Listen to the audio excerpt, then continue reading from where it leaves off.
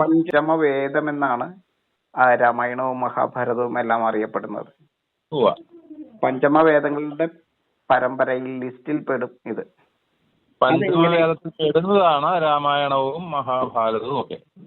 അതെ, പഞ്ചമവേദത്തിന്റെ പട്ടികയിൽ പെടുന്നതാണ് ഈ രാമായണവും മഹാഭാരതവും എല്ലാം.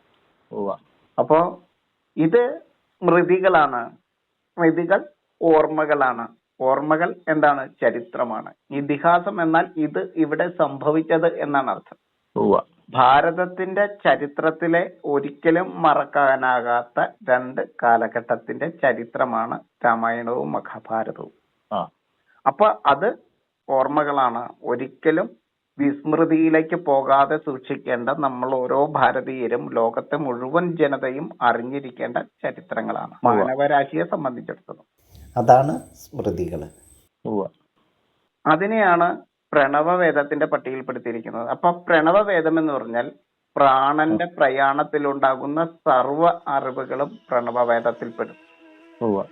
ഇന്നലത്തെ അറിവുകളും ഇന്നത്തെ അറിവുകളും നാളത്തെ അറിവുകളെയും ചേർത്ത് വെച്ചുകൊണ്ട് പ്രാണന്റെ പ്രയാണത്തിലുണ്ടാകുന്ന മുഴുവൻ അറിവുകളെയും ചേർത്ത് വെച്ചുകൊണ്ടാണ് പ്രണവവേദം സഞ്ചരിക്കുന്നത്.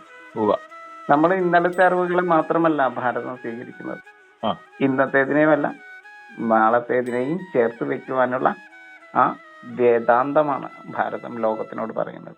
അതുകൊണ്ടാണ് പ്രണവവേദം എന്ന് പറയുന്നത് പ്രാണന്റെ പ്രയാണത്തിൽ ഉണ്ടാകുന്ന മുഴുവൻ അറിവുകളെയുമാണ്. ലോകം എന്ന് വരെയുണ്ടോ അന്ന് വരെയുള്ള മുഴുവൻ അറിവുകളെയും ചേർത്ത് വെക്കുന്ന, വേദമായി കാണുന്ന, ശാസ്ത്രമായി കാണുന്ന, ആ ശാസ്ത്രത്തിൽ മുന്നോട്ട് പോകുന്ന ലോകക്രമമാണ് ഭാരതം വിഭാവനം ചെയ്യുന്നത്. നമ്മൾക്ക് മാത്രമല്ല, ദ്രവ്യങ്ങൾക്ക് മാത്രമല്ല, നമ്മളുടെ അറിവുകൾക്കും പരിണാമം സംഭവിച്ചുകൊണ്ടിരിക്കും. അറിവുകൾക്കും പരിണാമം സംഭവിച്ചുകൊണ്ടിരിക്കും. ഇന്നലത്തെ അറിവുകൾ ഇന്ന് തെറ്റാവാം, നാളെ കുറച്ചും കൂടെ നല്ല അറിവുകളെ നമുക്ക് കിട്ടാം.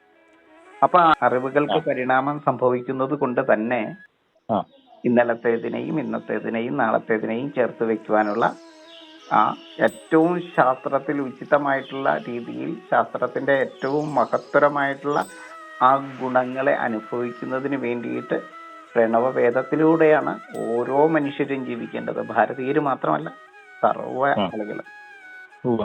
അപ്പൊ അതാണ് അഞ്ചാമത്തെ വേദമായിരിക്കുന്ന പ്രണവവേദം.